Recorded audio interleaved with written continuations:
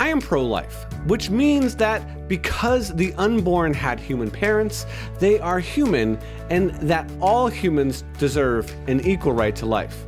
Being pro-life doesn't mean that I don't care about a baby after it's born.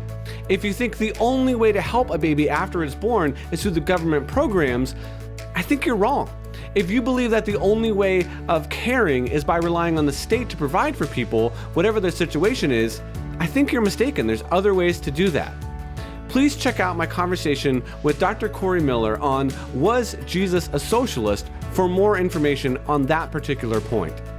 Being pro-life doesn't mean I think that women are sluts, awful people, or worse. I wish to have the same view of women that Jesus does, and there are 3 on the screen now. It doesn't mean that I don't respect them, and I fully understand to the best of my ability how challenging the situation can be for someone to find themselves contemplating an abortion. Being pro-life doesn't mean that I don't think that men carry a lot of responsibility and should carry more weight of the pregnancy. They are just as responsible for taking steps not to impregnate a woman who can't care for the child or who aren't willing to take on the full and complete financial burden that come with children.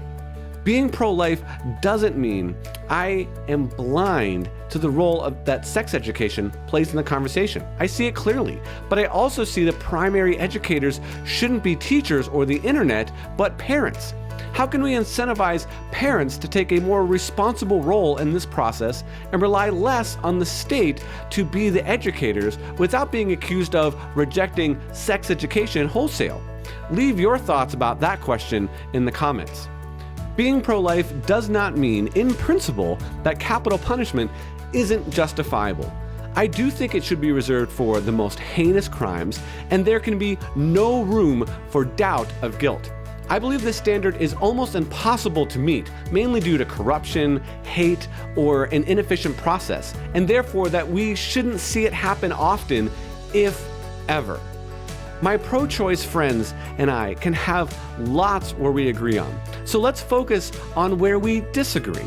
Here's my friend Josh Brahm of the Equal Rights Institute laying out the argument. Thanks, Tim.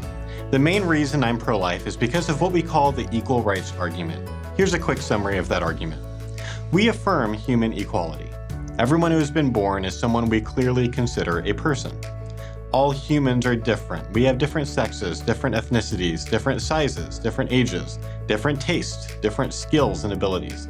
But all of us are equal people with equal rights, including an equal right to life.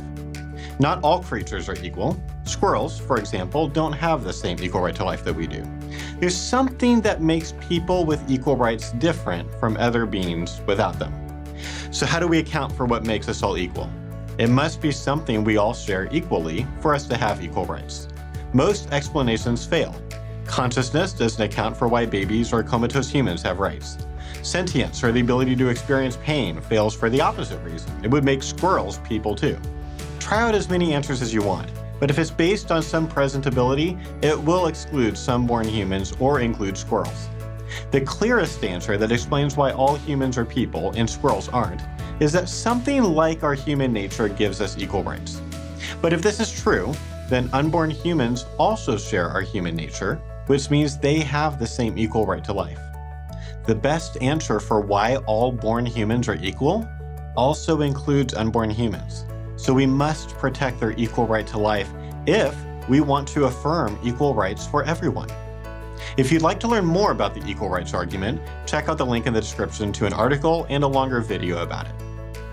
Well, thanks, Josh. That was extremely clear. And now I look forward to reading and responding to all of your comments.